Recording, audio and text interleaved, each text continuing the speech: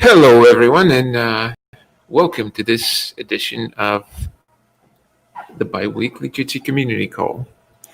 I don't have anything major to announce, so I'm just going to open to the team. Damien, Christo, would you like to give a quick update about the reactification? Yeah, sure. So recently, the last open PR is rectifying the remote control functionality, which helps us to. So basically, this is used in the remote participant menu, which is going to help us to rectify the thumbnail. I'm pretty close to submit another PR for that is going to introduce a thumbnail component, which still is going to be used in the legacy code. But this is basically the next step. From there, we're going to move all already existing React components into this thumbnail component. And basically, the last step is going to be, once we have this thumbnail component, to move it into the React folder and to be rendered by the film strip component. And basically, this is the final step, and the film strip should be reactified, which hopefully is going to happen soonish.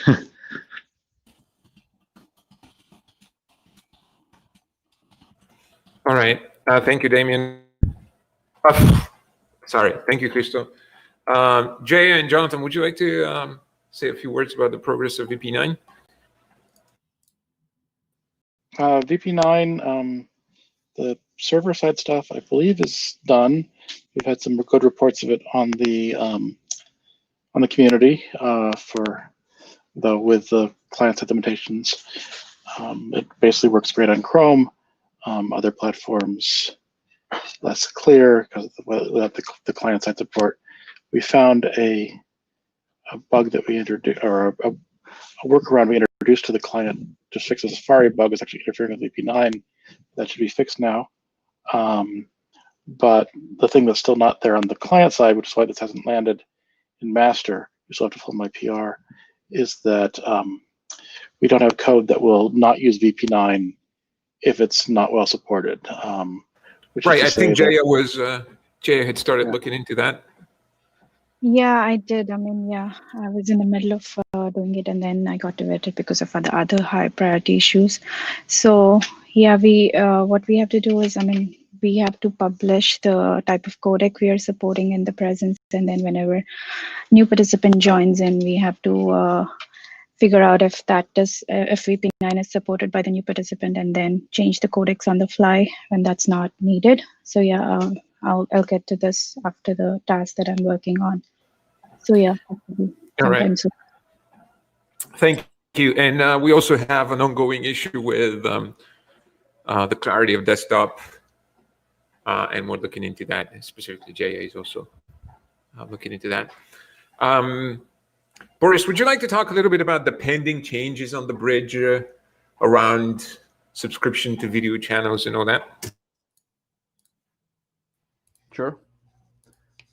So I've been working on some changes to the bitrate controller with the final aim of the client being able to disable endpoints that it does not want to receive video for on an endpoint basis, which means in a large conference such as this one, the client can disable video for the endpoints that are not shown on the screen.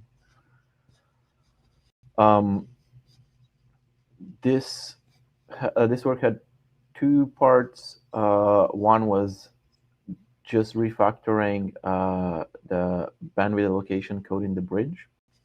And the second part is updating the signaling between the client and the bridge to support that feature. There's an open PR for the first part. I expect that it is close to ready to being merged. And the second part is also very close. I just need to actually implement the signaling, which is just going to mirror the data structure that we use in the bridge. So that should be rather simple, and there's going to be a PR for this week. What is still not implemented is the logic in the client to handle this new messaging. And I'm not sure where we are there and what the plans are. Sounds good. Thank you. One related thing related to this is that we have removing support on the bridge for the pinned endpoint message, which our own client, Jitsi Meet, has not used in a very long time. But if you have a third-party client using it, well, that's not going to be supported anymore. So if you're using it for something, let us know, probably on the community, and we'll figure out what's the best way to support it with our new signaling messages. Good point. And I just want to add, the semantics that we had for pinned endpoints when it was used is identical to the current semantics of selected endpoints, which is these are endpoints that should be bumped to the top of the list when allocating bandwidth. So most likely you just need to change pins to selected, but still let us know. Sounds good. Would anyone else from the team want to give an update?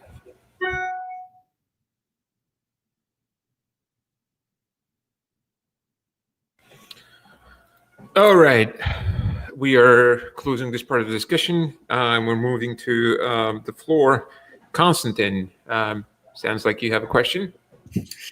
Yes, indeed.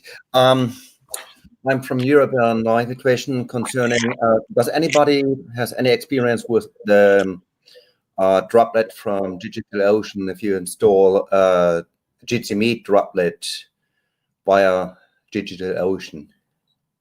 Because I have a problem with it, and I'm not sure, is it my fault or maybe a wrong installation, or maybe everything works fine, but I can't create any live stream and no recording.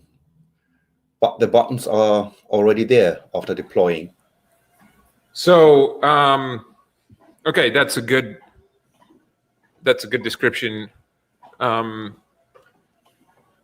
That simply means, so recording and live streaming are not provided by the core projects of Jitsi, so they're not part of Jitsi Video Bridge, Jikofu, and Jitsi Meet.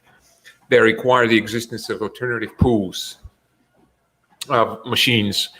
The project that services this is called Jibri, and it's something that we thought about productizing at 8x8 and providing that infrastructure to people in case they want to use it on their own installations. It doesn't exist right now. So you're going to have to make sure that you make a deployment of Jibri and you connect it to your droplet. Essentially, think of Jibri as this connector it's a virtual machine of its own, and it will join conferences, and it will take the content of the conference and send it to a file or to YouTube or whatever live streaming service you use.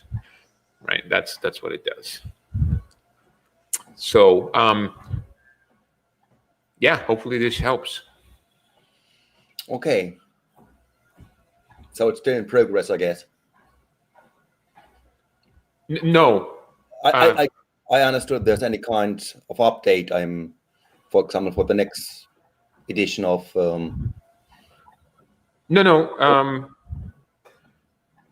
Sorry, of the next edition of what? So far as I understood, DigitalOcean's create any kind of yes, marketplace, insert a certain version of Jitsi Meet, and so I can choose from this marketplace. And so and until yet there's no Jibri version inside, and I need to wait until it's coming out, or maybe so myself.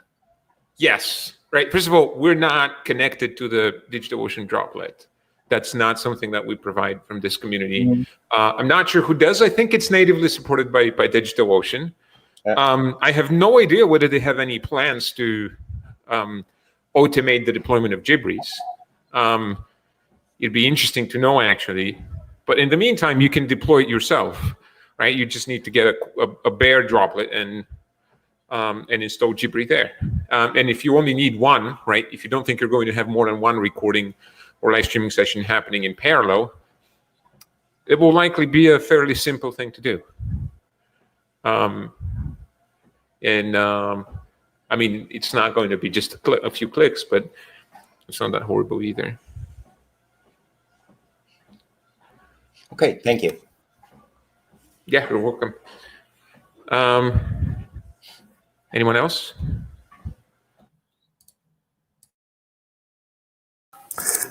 Yeah, hi.